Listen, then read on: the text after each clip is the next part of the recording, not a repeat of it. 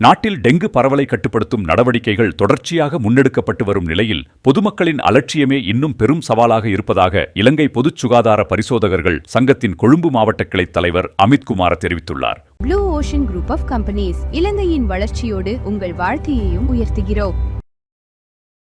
கொழும்பு மாவட்டத்தில் டெங்கு பரவல் குறிப்பிடத்தக்க அளவில் குறைந்ததாக இதுவரை எந்த அறிக்கையும் இல்லை எனவும் மக்களின் தொடர்ச்சியான அலட்சியமே டெங்கு பரவலுக்கான பிரதான காரணமாக உள்ளதாகவும் அதனால் உயிரிழப்புகளும் நோயாளர்களின் எண்ணிக்கையும் தொடர்ந்து அதிகரித்து வருவதாகவும் அவர் குறிப்பிட்டார். மழை குறைவதால் நீர் தேங்கும் இடங்கள் சில அளவில் குறைந்திருந்தாலும் வீடுகள் மற்றும் சுற்றுப்புறங்களில் காணப்படும் சிறிய அலட்சியங்களால் கொசு இனப்பெருக்கம் தொடர்ந்தும் இடம்பெறுவதாக அவர் சுட்டிக்காட்டினார். டெங்கு ஒழிப்பு நடவடிக்கைகள் எந்தவித தளர்வுமின்றி தொடர்ந்து முன்னெடுக்கப்படுவதாகவும் அதற்காக பொது சுகாதார பரிசோதகர்கள் தங்களது ஏனைய பணிகளையும் ஒத்திவைத்து செயல்பட்டு வருவதாகவும் அவர் தெரிவித்தார். பொதுமக்களில் ஒரு பகுதியினர் சுத்தம் தொடர்பில் அக்கறை காட்டினாலும் அது போதுமான அளவில் இல்லை என்றும் வீடுகளில் உள்ள சிறிய பாத்திரங்கள், கழிவுப் பொருட்கள் மற்றும் நீர் தேங்கக்கூடிய இடங்களே பெரும்பாலான கொசு இனப்பெருக்க மையங்களாக இருப்பதாகவும் அவர் கூறியுள்ளார்.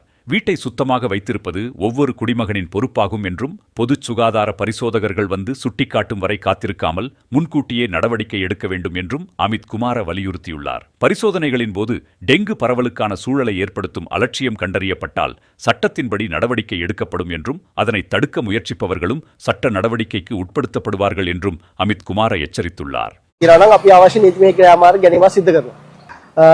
නීතිමය ක්‍රියාමාර්ග ගන්නවා කියන්නේ ඔබේ මගේ කැමැත්ත නෙමෙයි. මේක රටේ මහජනතාව විසින් අනුමත කරපු නීතිමය தත්ත්වය.